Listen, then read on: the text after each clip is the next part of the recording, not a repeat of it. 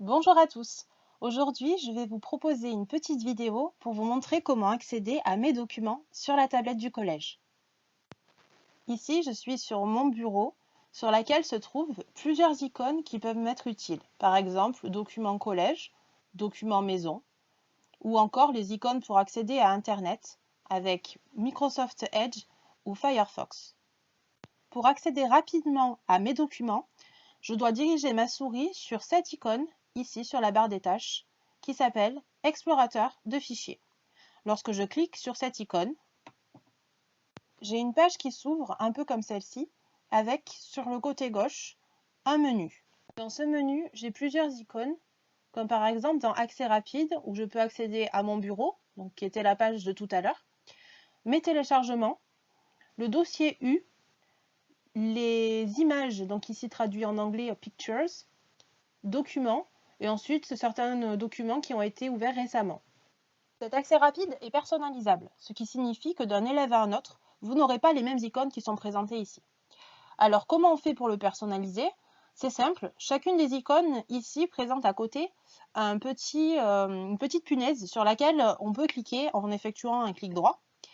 Et il suffit à ce moment-là de désépingler l'icône à l'accès rapide. Donc si je désépingle téléchargement, mon icône téléchargement disparaît d'accès rapide. Si je veux le remettre, il suffit simplement d'aller dans téléchargement et de refaire un clic droit et à cette fois-ci d'épingler à accès rapide. Et quand j'épingle, mon menu téléchargement réapparaît. Je peux aussi réduire cet accès rapide en plaçant ma souris ici, une petite flèche apparaît et si je clique dessus, mon menu accès rapide est réduit, c'est-à-dire qu'on ne voit plus les icônes en dessous qui étaient dans cet accès. En dessous, j'ai un deuxième menu qui s'appelle donc le menu Ce PC. Ce menu Ce PC est commun à tous les élèves, c'est-à-dire que vous allez retrouver les mêmes icônes d'un élève à un autre. Le premier icône est celui du bureau, donc c'est l'accès qu'on a eu tout à l'heure, et du coup, si je clique dessus, apparaît tous les dossiers et tous les icônes qui sont présents sur le bureau. La deuxième icône est celui de document. Donc si je clique sur document, j'accède en fait aux dossiers et aux fichiers qui sont présents sur l'ordinateur. D'ailleurs, c'est bien écrit là-haut, ce PC. Il ne faut pas confondre document avec le dossier qui s'appelle U, deux points. Ce dossier U, deux points, on peut le retrouver dans Bureau. Alors, il porte le nom non pas de U, deux points, mais de document collège. Dans ce dossier qui s'appelle document collège, je peux accéder aux fichiers que j'ai stockés sur le réseau du collège. Donc si je clique sur le dossier, j'ai un message d'erreur qui s'affiche, qui me dit donc que le dossier U n'est pas disponible puisqu'il se trouve au collège. Donc il va falloir faire attention à l'endroit où on va enregistrer nos documents. Quand on est à la maison, on utilise le dossier document maison. Et quand on est au collège, on utilise le dossier document collège. Les autres icônes qui sont disponibles dans la rubrique Ce PC sont les images, la musique, les objets 3D, le dossier téléchargement, les vidéos, le C2 points et Activité Mistral qui est une rubrique qui concerne le réseau du collège aussi. Et c'est pour ça d'ailleurs qu'il y a une petite croix parce qu'il n'est pas accessible étant donné que je suis à domicile. Donc lorsqu'on est à la maison et que l'on veut enregistrer des fichiers, pour ne pas les perdre, il va falloir les stocker dans Documents. Donc Documents, c'est un dossier qui se trouve sur ce PC et qui nous fait atterrir donc, sur cette page-là. Moi, j'avais déjà créé un dossier que j'avais appelé Logiciel. Et là, en fait, je vais vous montrer comment on fait pour créer de nouveaux dossiers pour pouvoir s'organiser. Pour créer de nouveaux dossiers, on va utiliser le clic droit de la souris qui va nous faire apparaître un menu. Ensuite, on va aller dans le petit menu qui s'appelle Nouveau. On clique dessus. Et lorsque le deuxième sous-menu s'ouvre, on va sélectionner Dossier. À ce moment-là, un nouveau dossier apparaît. Et ce dossier, on va le nommer de la matière que l'on souhaite créer. Donc par exemple, je crée le dossier SVT pour pouvoir stocker mes documents en lien avec les SVT.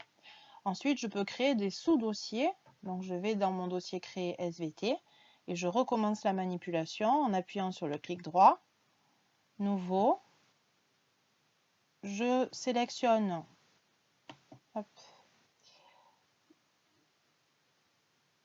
le dossier ici et ensuite je crée par exemple, je ne sais pas moi, chapitre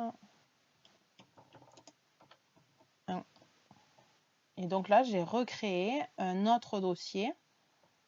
Et ce dossier sera vierge quand je vais l'ouvrir puisqu'il n'y aura rien à l'intérieur. Donc moi, ce que je vous conseille de faire, c'est dans le dossier document, de créer plein de sous-dossiers qui portent le nom de chacune des matières. SVT, mathématiques, français, histoire géo. Dans chacun de ces dossiers, vous pourrez ensuite enregistrer vos fichiers pour ne pas les perdre. On récapitule. On est sur le bureau.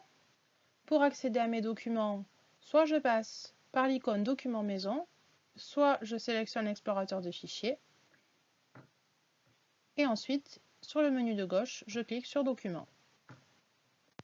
Et pour créer de nouveaux dossiers, on fait un clic droit avec la souris, on sélectionne Nouveau, et ensuite on sélectionne Dossier, et on n'oublie pas de renommer son dossier. Vous savez maintenant accéder à vos documents et créer de nouveaux dossiers. Si maintenant je veux créer un nouveau fichier, je vais aller dans le dossier dans lequel je souhaiterais l'enregistrer. Par exemple, SVT, chapitre 1 qu'on a créé tout à l'heure. Et ensuite, je vais faire un clic droit avec ma souris pour afficher le menu. Et je sélectionne Nouveau, comme on a fait tout à l'heure pour le dossier. Puis, il va apparaître le sous-menu.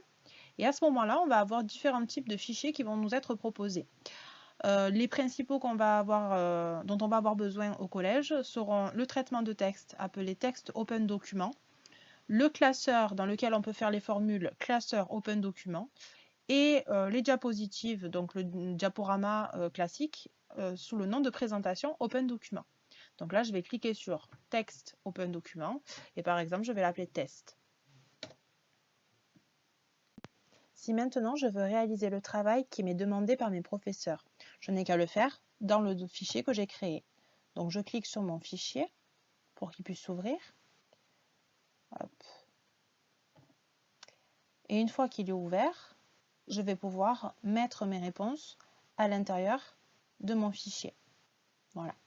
Dans ce fichier, je vais pouvoir inscrire toutes mes réponses du travail demandé.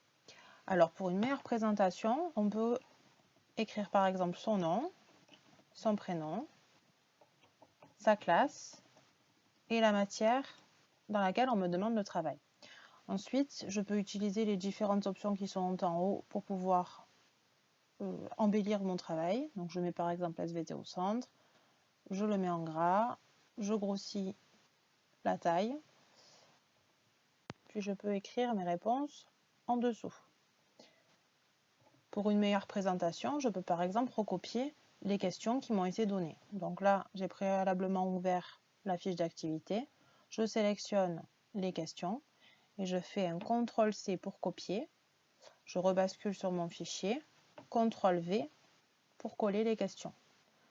Je clique sur le bouton d'entrée pour pouvoir faire des sauts de ligne afin d'aérer un peu mes questions. Et entre chacune des questions, je peux mettre mes réponses. Lorsque je rédige mes réponses, je les écris donc en dessous de la question concernée et je peux, par exemple, changer la couleur pour un peu plus de lisibilité. Les mettre en bleu, les mettre en verte ou en rouge. Et une fois qu'on a modifié le fichier et que l'on a indiqué toutes nos réponses, nous allons pouvoir enregistrer notre document en cliquant sur la petite disquette qui est ici. Et voilà, mon fichier est enregistré. Si vous avez bien suivi, notre fichier doit être normalement enregistré dans mes documents. On vérifie. Je réduis la fenêtre de traitement de texte. Je vais dans l'explorateur de fichiers, Documents, SVT, chapitre 1, et effectivement, mon fichier est ici sous le nom de test. Si je le souhaite, je peux modifier le nom de mon fichier a posteriori après l'avoir enregistré. Pour cela, avec la souris, je vais faire un clic droit et je vais descendre à renommer. Je vais l'appeler devoir de SVT. Je peux par exemple indiquer la date, 3 avril 2020, et je mets mon prénom mon nom et je n'oublie pas ma classe. On récapitule? Pour pouvoir créer un nouveau fichier, avec ma souris, lorsque je suis dans le bon dossier, je fais un clic droit, nouveau, et ensuite je sélectionne le nouveau document que je veux créer. Cela peut être un traitement de texte, un classeur ou un document de présentation. Je peux également passer par un autre endroit pour pouvoir créer des fichiers. Pour cela, je vais aller sur le menu Démarrer avec la fenêtre Windows et je vais descendre mon menu gauche jusqu'au haut où je vais alors trouver OpenOffice. Et en déroulant le menu, j'ai toutes les propositions que j'avais tout à l'heure, mais sous une autre forme, sous un autre nom. OpenOffice Calc qui est OpenOffice Classeur, OpenOffice Impress qui est les présentations sous forme de diapositives, et OpenOffice Writer qui est le traitement de texte. Voilà, maintenant tu sais créer de nouveaux fichiers et les enregistrer dans les bons documents.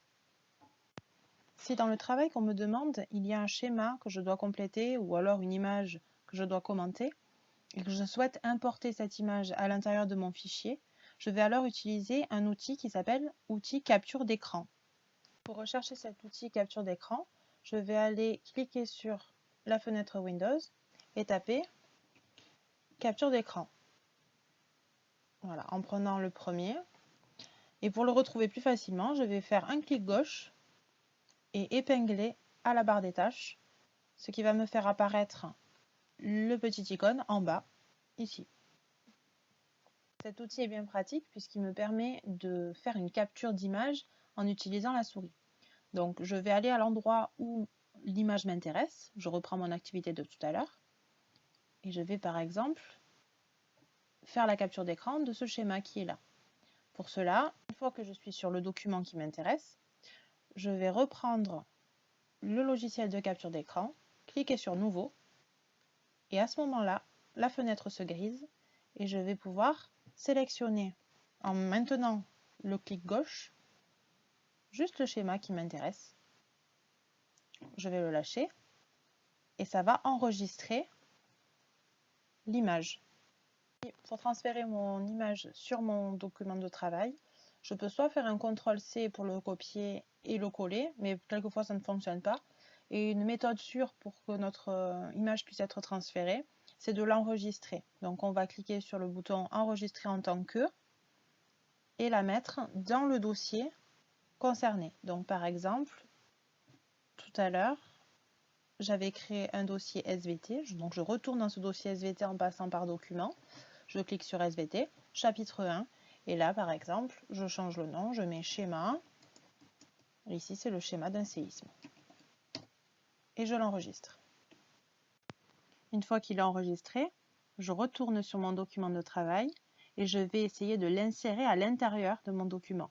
Pour cela, je vais aller dans ce qu'on appelle l'insertion. Donc c'est un menu qui se situe tout là-haut.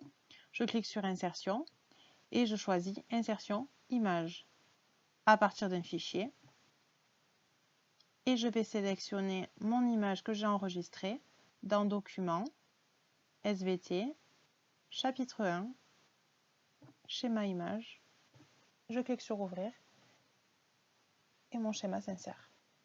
Pour annoter notre schéma, maintenant, on va devoir utiliser l'outil dessin. Alors, on va cliquer sur notre schéma, puis ensuite, on va utiliser le petit symbole du crayon là-haut, afficher les fonctions de dessin. Si je veux mettre la légende, je vais pouvoir cliquer ici sur texte. Et avec l'outil texte, je vais dessiner ma zone de texte où je dois écrire la légende. Ici, ce sont les zones sismiques. Et j'appuie sur Entrée et mon schéma est légendé. Notre zone de texte qui est ici est un élément qui est séparé de notre image. Donc si je veux l'envoyer, je peux le faire comme ça en format ODT, comme c'est écrit là-haut. Mais pour être sûr que notre schéma et notre légende soient bien superposés l'une sur l'autre, il faut utiliser un format qui est le format PDF. Donc là, pour l'instant, ce que je fais, c'est enregistrer. Comme ça, mon travail est fait, mes légendes sont placées. Puis je vais aller dans Fichier, Exporter comme PDF. Je sélectionne Exporter. Je l'enregistre dans mon chapitre 1 sous format PDF. Et à ce moment-là, avec ce format PDF, je suis sûre que mon image et mes légendes seront bien superposées et ne bougeront pas l'une par rapport à l'autre. On va vérifier tout ça en cliquant sur le PDF, qui porte d'ailleurs le même nom que le fichier texte qu'on a créé. On a bien nos questions, notre image et notre légende placées au bon endroit. Récapitule. Sur notre document de travail, je mets ma présentation, nom, prénom, classe et la matière. Ensuite, je fais un copier-coller des questions et en dessous, je place mes réponses, idéalement d'une autre couleur. Si on a des images, j'utilise mon outil capture d'écran, je fais ma capture d'écran, je viens insérer l'image en passant par le menu insertion et ensuite je légende mon image en utilisant outil fonction de dessin, texte et en plaçant ma légende. Je n'oublie pas de sauvegarder en cliquant sur la petite disquette ici et ensuite j'exporte mon travail en PDF. Maintenant, il ne vous reste plus qu'à envoyer votre travail à vos professeurs en passant par Pronote ou en passant par Chameleon. J'espère que cette vidéo vous a été utile et que vous l'utiliserez quand vous en aurez besoin. Bye bye!